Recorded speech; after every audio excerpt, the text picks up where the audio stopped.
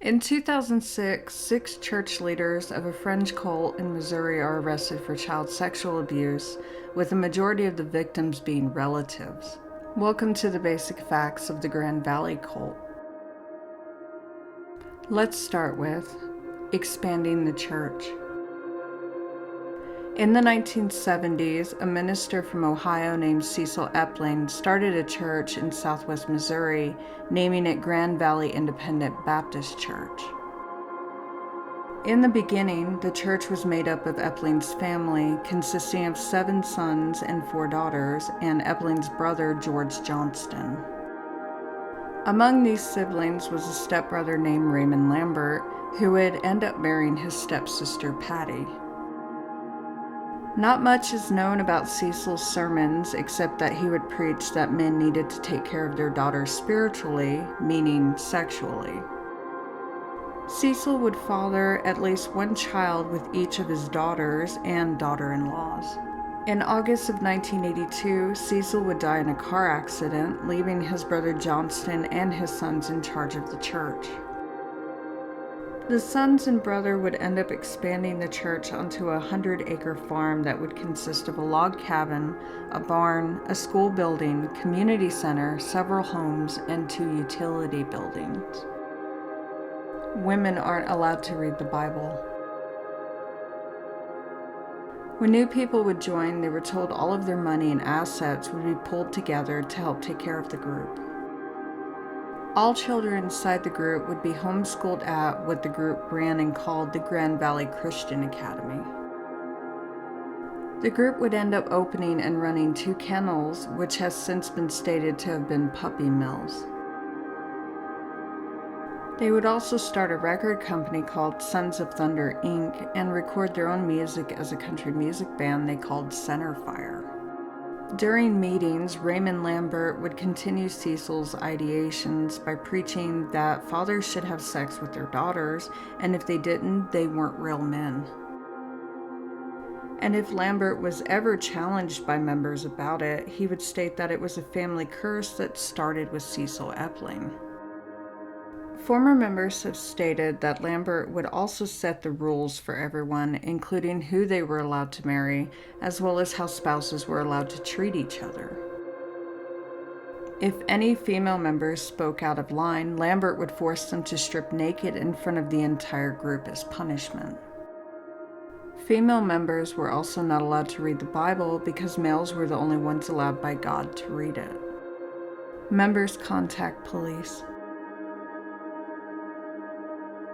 By the early 2000s, Johnston and Lambert would begin to have a falling out over who was in charge, so Johnston would end up running a separate group in Ganby on a 10-acre farm.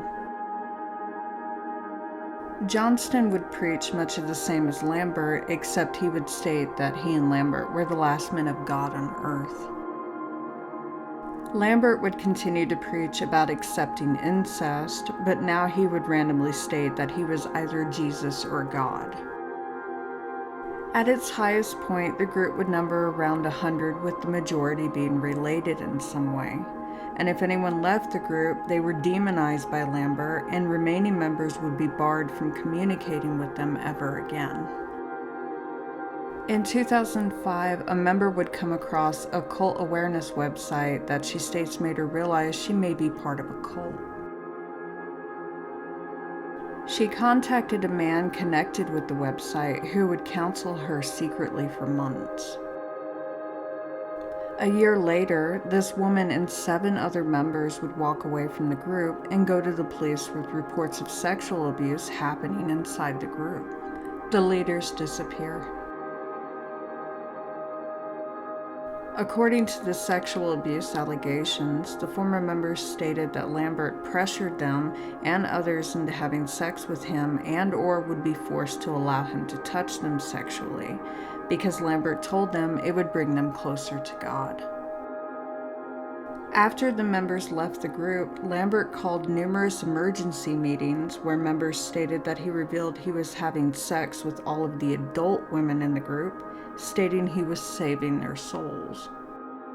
On August 18, 2006, authorities and social workers go to the compound with orders to remove any children under the age of 18 living there.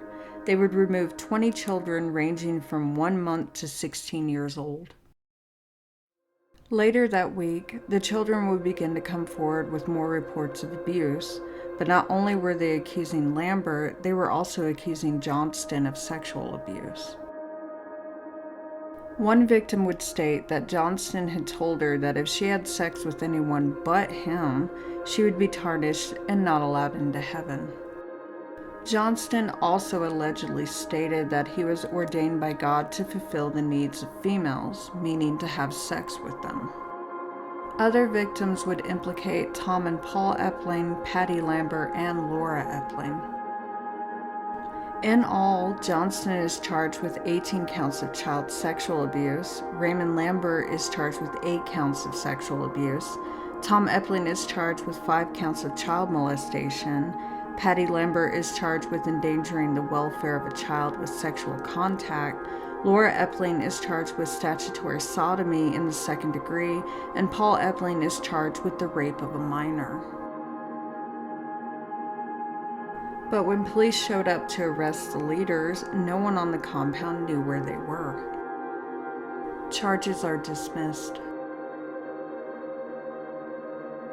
A week after arrest warrants are issued, Johnston turns himself in, but states he doesn't know where the others are.